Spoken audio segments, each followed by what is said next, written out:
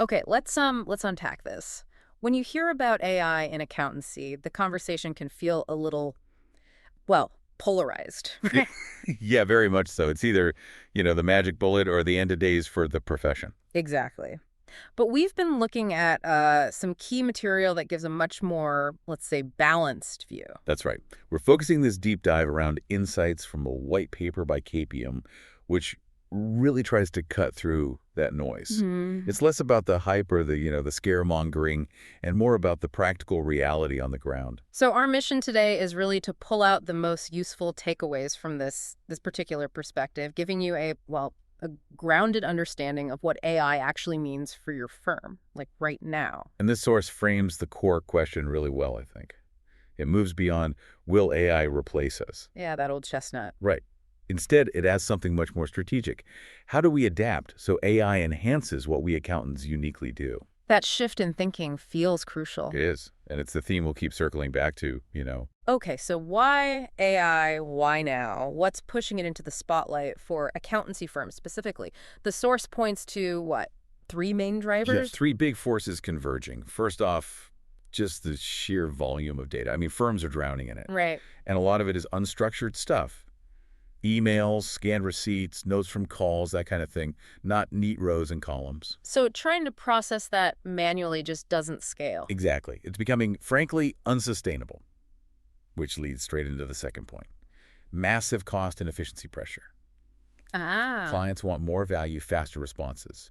And competition means those little internal inefficiencies, they're just not acceptable anymore. They hit the bottom line too hard. Every wasted minute counts. Totally. And then the third force, which is maybe the game changer, is that powerful AI tech is now, well, democratized. Meaning? Meaning tools like, the large language models everyone talks about, or AI features built into software platforms, they aren't just for the massive global firms anymore. Right. Mid-sized practices can actually access and use this stuff now. And this isn't just theory, is it? The source mentions real uptake. Absolutely. It highlights evidence showing over half of UK businesses are already using AI in some form. Wow, okay. And the global market for AI software, predicted to top, $126 billion in 2025? That's not a niche trend. No, that's a fundamental shift. It really is. What's amazing is how quickly these tools went from, research labs to being genuinely useful, accessible tools for, well, almost everyone. Okay, so we get why it's suddenly such a big deal. But let's get practical. What can AI actually do day to day in an accountancy practice? For many, it still feels a bit abstract, I think. Yeah, fair point. But the practical uses are becoming much clearer. A big one is automating routine tasks, the repetitive stuff. Like what specifically? Invoice coding, bank recs, basic data entry, checking documents against compliance checklists. AI can churn through that accurately and way faster than humans. Okay, so it takes away the drudgery, freeing up human time for Yeah. what exactly? Well, for the deeper work. Because AI is also getting really good at processing and, crucially, analyzing huge amounts of data. Hmm. Things humans just couldn't manage at scale. So spotting patterns. Spotting patterns, yeah. Huh. Identifying anomalies that might signal fraud risk, uncovering trends, even helping with financial forecasting with more detail and speed. And there was something about documents and emails, too. Right, natural language processing, NLP. That's the AI that understands human language. It can help draft standard reports, summarize long, complex contracts or emails, maybe even draft initial replies. It's a huge time saver. That does sound useful. And importantly, as the source points out, you don't have to jump into the most complex AI applications.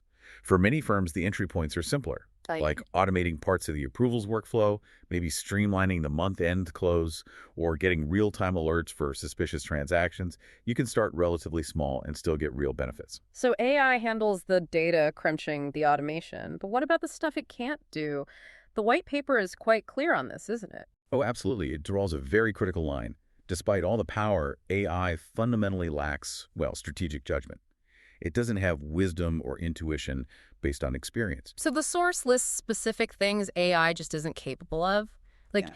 it can't really comfort an anxious client facing tough financial choices, can it? No. Especially when things feel uncertain. No, that requires empathy, human connection, and it can't navigate those tricky ethical dilemmas where the right answer isn't just black and white, but depends heavily on context, relationships, human values. Rules aren't enough sometimes. Exactly. And it also can't think truly creatively like a human pen. drawing parallels from completely unrelated experiences, coming up with genuinely novel solutions that aren't just extrapolations from data. Mm. And this all ties back to the core value proposition of the accountant, right? The source really hammers this home. Judgment. Judgment honed over years of experience dealing with diverse clients, seeing economic cycles, understanding the human element. That is the bedrock. AI can't replicate that lived experience. Precisely. AI is a tool for data, for process efficiency, but that nuanced, experience-based human judgment, still irreplaceable. Okay, so if AI handles the data and tasks, and humans bring the judgment and strategy, what does this mean practically for firms planning ahead?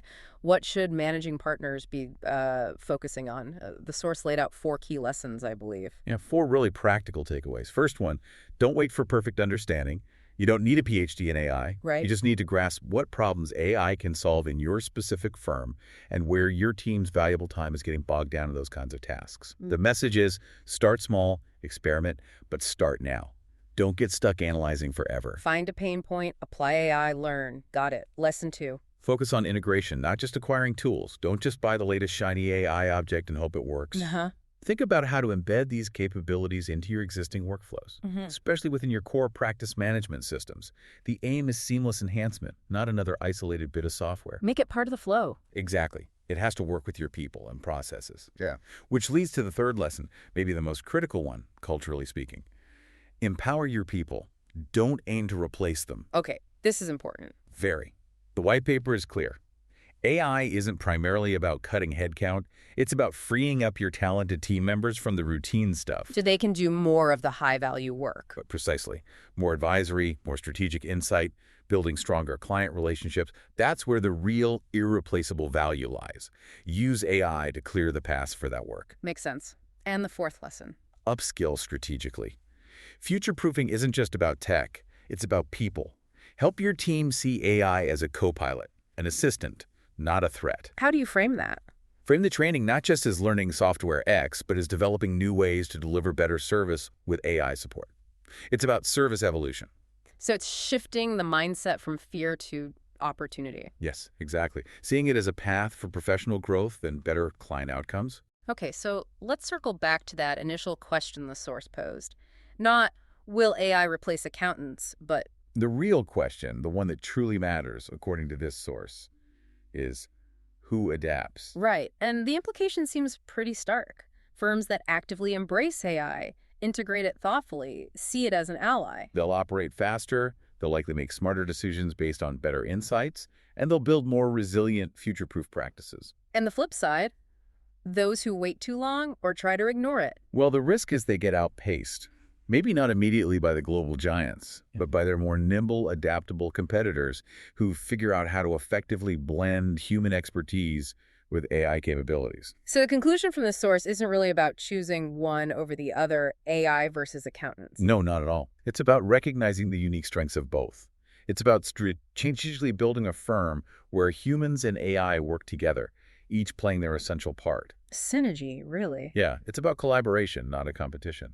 Okay. So, reflecting on all this, particularly that powerful point about judgment, built over years of experience being the accountant's irreplaceable value in the age of AI, it really leaves you with a thought, doesn't it? If that human judgment is so critical and AI can't replicate it, how does a firm then deliberately strategically invest in nurturing that? How do you actively cultivate and leverage that unique human element? What specific things could a firm actually do, mentoring, culture shifts, specific practices, to make sure that priceless human judgment doesn't just survive, but actually thrives and grows alongside AI? That's the real strategic challenge, isn't it? Something definitely to ponder as you navigate what comes next.